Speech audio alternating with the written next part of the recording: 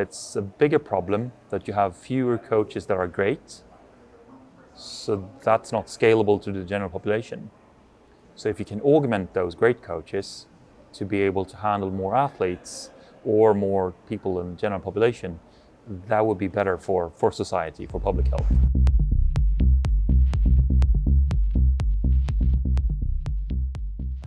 Moving forward especially with the growth of AI and technologies such as yours, I'm really interested in your take on what the role of the professional coach is moving forward, because are we hurtling towards a scenario where the coaches are irrelevant because we've got the data? The data can tell the player, the athlete, what to do when.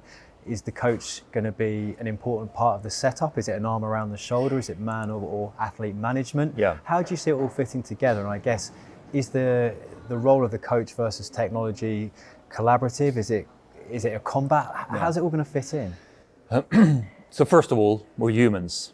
So human to human interaction will be more and more important. And when we work with the numbers could tell you almost all the story, but not all the story. Okay. And as I said, if we're not measuring all the things, we're never going to get as accurate as the coach. We can help the coach, augment the coach. I know that our approach is that it's augmenting the coach, a decision aid for the coach. Okay. And in some cases, again, back to where you can measure and where you can be accurate or not. You can be accurate in terms of maybe we can calculate what training load will be accurate for you today, or how many minutes of sleep will be the optimal. But then how to do that? Let's say that we say, well, today you should decrease your training load by 5%. And then, okay, 5%, you can take away 5% of the time, or you could drop one interval or skip one drill. You would, if someone is tired, maybe you should take a drill that's their favorite. You should keep the favorite one and take the boring one out, something like that. That is more fine-tuning and nuance, and that is way, way trickier for any AI to do. And in terms of probability and statistics, humans don't behave like they should, right? So we can take something, if you look at World Cup, Soccer World Cup, Football World Cup in November, probability there, I think, had less of 50-something% accuracy in terms of who made it to the knockout stages. Right. So it doesn't really work like that. So you would need the nuance from the coach. We are now working on scaling coaches. So creating AIs that would mimic a specific coach. Okay. So you would have two different coaches. As I said, if you're decreasing 5% of the training load, they would maybe one coach would say, just go for it anyway. And then we take a rest day tomorrow. And one coach would fine tune and say, let's do one interval less or a bit slower. And coaches are different. But it's a bigger problem that you have fewer coaches that are great, so that's not scalable to the general population. So if you can augment those great coaches to be able to handle more athletes or more people in the general population, that would be better for society, for public health. But does that path not lead to the complete disappearance of any kind of coach or human element in it, though? Because by definition, the super artificial intelligence is always going to be better than any human, even taking into account the nuance of, say, me watching you perform. I've watched you for 5-10 years. I know everything about you. Surely technology is going to be better than a human at doing that in time. In some parts, but not the emotional, not the it can't put an arm around the shoulder. Exactly. It's maybe the physical side of it, where you've got somebody actually watching you and knowing that your efforts are being analysed, which might not be the same potentially with technology. I don't know what your thoughts are. That's interesting. It's been done a little bit of research in that around rehab, and that you could have your AI recommend and kind of adjust your training based on what you do. You can have a chatbot give you prompts on remember to do your training, and it turns out that the most effective scenario is where you have not just the chatbot, because then people know that this is not a real person, but you meet the real person but that person, the physiotherapist, is augmented by the chatbot. Okay. So you know that someone's behind the scenes, and it might be they who wrote the prompt or not, but you don't really know. Okay. So that's the most effective. Apart from in psychology therapy, people tend to be more open when they don't think it's a human on the other side. Okay. They're more honest with a chatbot than a human. Okay. It's interesting. That's really interesting. In elite sport and professional sport, compared with the role of the coaches, how do you anticipate the two living in harmony and benefiting each other? Do you have an idea of how that might look to a professional athlete, the role of the coach and the AI working together? So first of all, the AI can look at so many more things at the same time, right?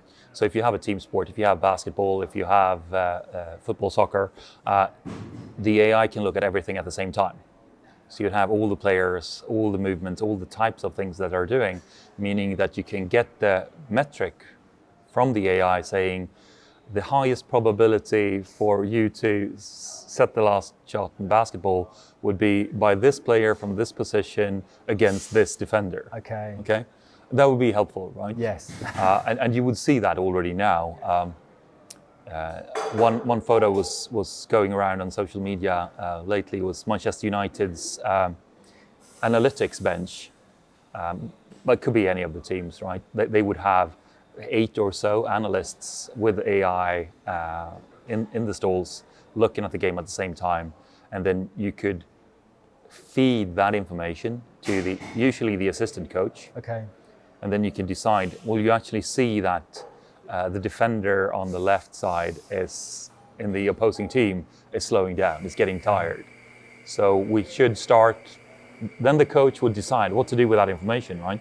The coach would perhaps say, well, in that case, let's go full speed there with our winger for the next 12 minutes. And then we switch our winger to a new one that's going to be completely rested, and therefore we have a higher chance of scoring. So that's one. And the other one area would be to scout and try to find players that mimic the one you just sold. So there are companies out there doing that already now, so that you can feed broadcasting videos from games, and you can have as many players as you want, just computational power. Okay. And you can say, this is the profile of the player I'm about to sell. So I want someone with a similar profile, similar speed or endurance and stamina and movement patterns and I don't know, whatever, all the different things. And then I can find, out of all the players in the world, I don't have to send 10 scouts around to go to games, but I can use the entire pool of the world to see which player in Ghana or Serbia will be the most similar, so that I can just put that into the philosophy of the game. There's going to be Man United fans rubbing their hands going, we've got loads of money, this is going to be great, right? We're going to get back into it. So Man United is a special case. It's a brilliant example. They had Mourinho that didn't use any data for 18 months. Is that right? Yeah, so they scrapped all even GPS tracking, nothing, for 18 months. So they had a data gap. And now they're back at 8 analysts on the games. So why was that? Because he believed in himself, that he could see better than any... It was, this must be 2018, 2019, right? Around that time, you had the two swings of the pendulum at the same time. You would have technology that wasn't that good.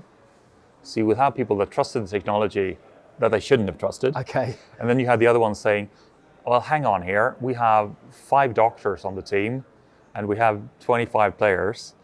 You have to talk to 5 players a day to assess them every single day. You should be able to do that. So we have the resources to do the manual analysis.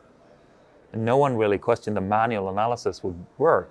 Don't worry about that. Go by feeling. Right. And went all in on what you said. If the gadget is telling you that you're feeling poorly, but you're not feeling poorly, should you trust the gadget?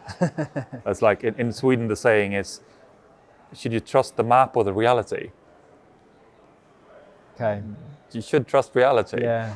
And same thing here, that Well, if that was the case, there were several clubs, not just them, that did skip technology and went for manual approach and talking to the players and kind of the feeling side of things. So has that been the big change, that up until relatively recently you've been in one camp or the other? Yeah, You've I been think so. data or you've been coach-led, whereas now there is that merger. And now I think it's more of a, let's call it healthy skepticism. Okay, that all the big clubs, they have literally hundreds of companies pitching to them every year, saying this is the solution, this is going to save you, this is going to be awesome. So they see all those. And it's fatigue as well. It must be, because everyone's promising the essential thing they need. Yeah. And then obviously, the people that are taking care of that, they've seen 50 companies pitching the same thing, and they've tried something, and then they roll back. Okay. And you would also have the clash between science and the practical world. So in science, you need to be deep to be relevant, and in order to be deep, you need to be narrow, right? So then you would say, this is the thing that I've researched, this is the thing that would improve you, but then you move it to the practical world, where the coach have to take everything into account. And it's very wide. So you might say, well, this was absolutely true. It's scientifically true that you would improve 0.1% with this thing. But if you fail to sleep, you lost 10%. So it kind of washes out. Don't focus on that one, focus on something else. Because you've got the bigger picture is what's most important. And I think most coaches in many sports have been burnt by that. They jumped on the first couple, maybe, of the scientific breakthroughs that would make them so much better. And then they say, well, that didn't help us. Focused on the wrong things and spent time on something that wasn't in the big picture. And you've probably got coaches as well who, if we're talking about soccer, men of a certain age. Yeah.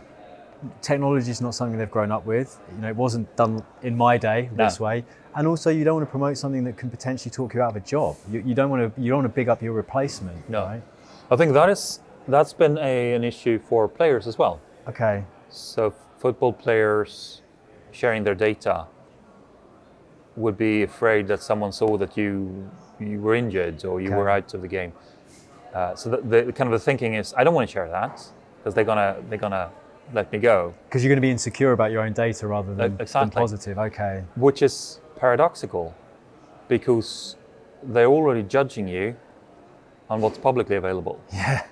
So if you look at, for example, the salaries for football players, it's a very steep increase from 15 to 23 or so. And then from 23 to 35, it's like, so at 35, you're worth less than at 15. Right.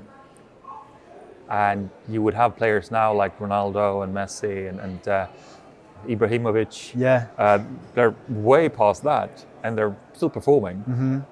So for them, it would be smart to say, well, actually, I'm not down here. I'm up here still. You can see that in my data. Yeah. Fascinating. I mean, it's going to have such profound implications for professional sport. Yeah. When it comes to individual sport, Yeah. are we not looking at a future where the rich countries, those with enormous resource, are going to dominate the Olympics, or any kind of individual sport for that matter, where traditionally we've had athletes from other parts of the world who, without any support, any resource, have got to the top purely through genetics and talent and hard work alone? Are those days gone, where someone can just get to the top and win a gold medal purely because they are the best in the world? I think those days are gone. I think the other kind of idea would be that you would have more and more countries focusing on sports. So you would have a bigger diversity in the medalists than we've had over the last couple of decades. Okay. Big countries that, like India, and several like them are putting 10-year plans in place, something that wasn't focused on. Sport was not a big thing for the Olympics, for example.